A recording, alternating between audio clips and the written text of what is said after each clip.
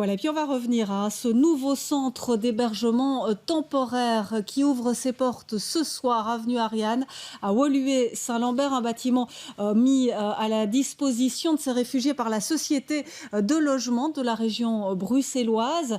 Bernard Denuit, vous êtes en direct sur place.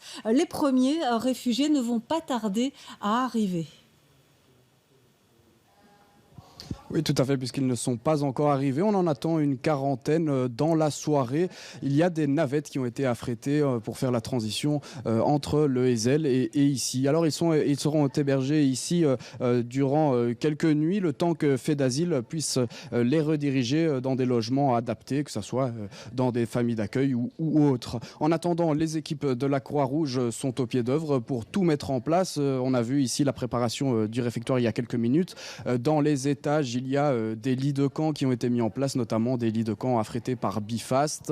Et voilà, tout se prépare ici à Ariane 7. Alors c'est un ancien bâtiment qui a été occupé par Engie, la société d'énergie. Il a été acquis par la région il y a quelques mois. Alors j'ai à mes côtés Pierre Grulos, architecte au service développement. Bonsoir.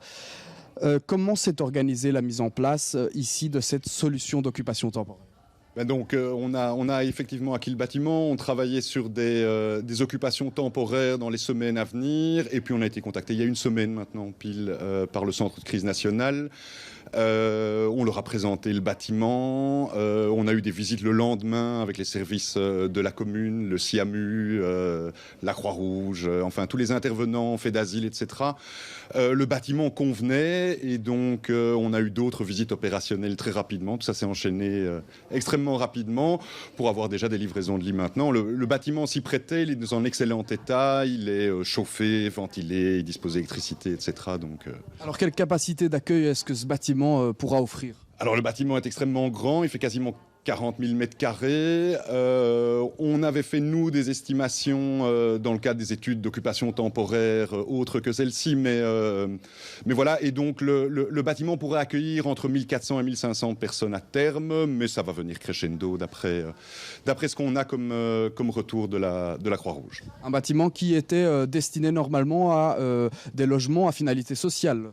Absolument. Donc la SLRB a acquis ce bâtiment. L'objectif est de faire ici un projet mixte comportant effectivement des logements à vocation sociale. Et comme c'est effectivement des processus assez longs, des études relativement longues, eh bien la SLRB ne souhaite pas laisser des bâtiments vides comme ça. Et donc on a envisagé des occupations temporaires ici aussi à vocation sociale ou culturelle. Et puis l'urgence de la crise qu'on connaît et les demandes du Centre de crise nationale ont fait que la SLRB a souhaité y répondre avec ses moyens et ce bâtiment était un moyen parfait d'y répondre. Voilà Valérie, comment la solidarité s'organise ici à Woluwe.